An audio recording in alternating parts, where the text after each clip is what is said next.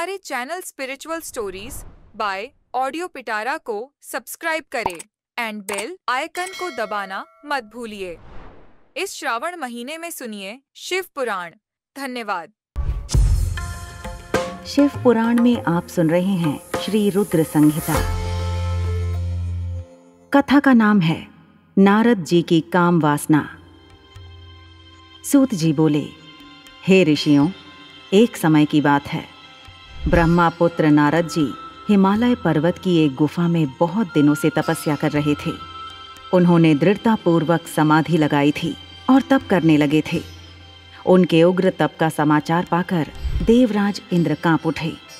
उन्होंने सोचा कि नारद मुनि मेरे स्वर्ग लोक के राज्य को छीनना चाहते हैं।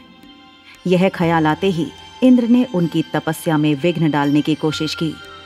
उन्होंने कामदेव को बुलाया और कहने लगे, हे कामदेव, तुम मेरे परम मित्र एवं हितैषी हो। नारद हिमाचल पर्वत की गुफा में बैठकर तपस्या कर रहा है। कहीं ऐसा ना हो कि वह वरदान में ब्रह्मा जी से मेरा स्वर्ग का राज्य ही मांग बैठे। अतः तुम वहां जाकर उसका तप भंग कर दो। यह आज्ञा पाकर कामदेव वसंत को साथ ले बड़े गर्व से उस स्थान पर गए और अपनी सारी कलाएं रच डालीं। कामदेव और वसंत के बहुत प्रयत्न करने पर भी नारद मुनि के मन में कोई विकार उत्पन्न नहीं हुआ। महादेव जी के अनुग्रह से उन दोनों का गर्व चूर्ण हो गया। ऐसा इसलिए हुआ क्योंकि महादेव जी की कृपा से नारद मुनि पर कामदेव का कोई प्रभाव नहीं पड़ा था। पहले उस आश्रम में भगवान शिव ने भी तपस्या की थी। उसी स्थान पर उन्होंने ऋषि मुनियों की तपस्या का नाश करने वाले कामदेव को भस्म कर डाला था। कामदेव को भस्म देखकर उनकी पत्नी रति ने बिलखते हुए भगवान शंकर से उन्हें जीवित करने की प्रार्थना की तथा सभी देवता भी शिव जी से प्रार्थना करने लगे।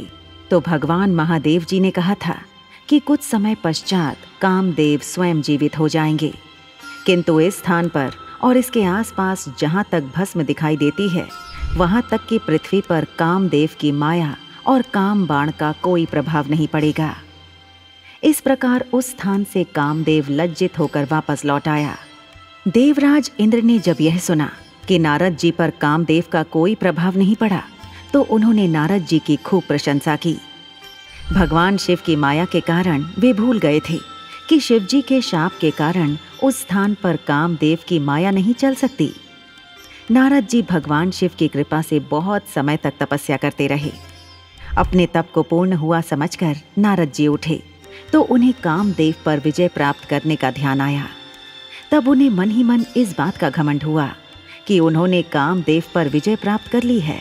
इस प्रकार अभिमान से उनका ज्ञान नष्ट हो गया। वे यह समझ नहीं सके कि कामदेव के पराजित होने में भगवान शंकर की ही माया थी। तब वे अपनी काम विजय की कथा सुनाने के लिए शीघ्र ही कैलाश पर्वत पर जा पहुंचे और भगवान शिव को नमस्कार करके अपनी तपस्या की सफलता का समाचार तथा कामदेव पर विजय प्राप्त करने का समाचार कह सुनाया। यह सब सुनकर महादेव जी ने नारद जी की प्रशंसा करते हुए कहा, हे नारद जी, आप परम धन्य हैं, परंतु मेरी एक बात याद रखना कि यह समाचार किसी अन्य देवता को मत सुनाना। विशेषकर भगवान विष्णु से तो इस बात को कदापि न कहना। ये वृतांत सबसे छुपाकर रखने योग्य है। तुम मेरे प्रिय हो, इसलिए मैं तुम्हें यह आज्ञा देता हूँ कि यह बात किसी के सामने प्रकट मत करना। परंतु वे तो शिव की माया से मोहित हो चुके थे, इसलिए उनकी दी शिक्षा को ध्यान में न रखते हुए वे ब्रह्म लोक चले गए। वहाँ ब्रह्मा जी को नमस्कार कर बोले, मैंने अपने तपोबल से कामदेव को जीत लिया है। यह सुनकर ब्रह्मा जी ने भगवान शिव के चरणों का चिंतन करके सारा कारण जान लिया तथा अपने पुत्र नारद को यह सब किसी और से कहने के लिए मना कर दिया। नारद के मन में अभिमान के अंकुर उत्पन्न हो गए थे, जिसके फलस्वरूप उनकी बुद्धि नष्ट हो गई थी।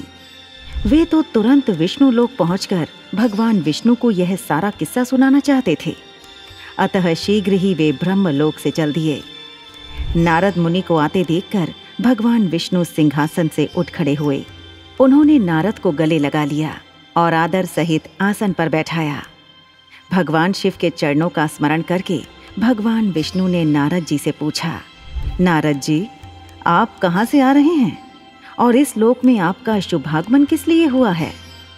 यह सुनकर नारद जी ने अहंकार सहित अपने तप के पूर्ण होने एवं कामदेव पर विजय प्राप्त करने का समस्त हाल उन्हें कह सुनाया।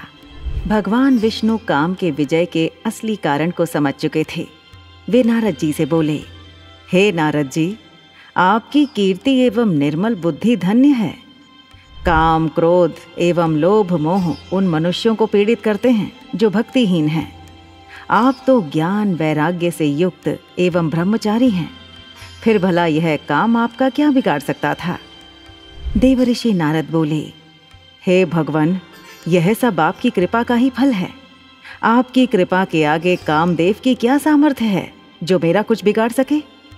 मैं तो सदा ही निर्भय हूँ। इतना कहकर नारद जी विष्णु भगवान को नमस्कार कर वहां से चल दिए। ऐसे ही आध्यात्मिक कहानियों को सुनने के लिए हमारे चैनल को सब्सक्राइब करें एंड बेल आइकन को दबाना मत भूलिए। धन्यवाद।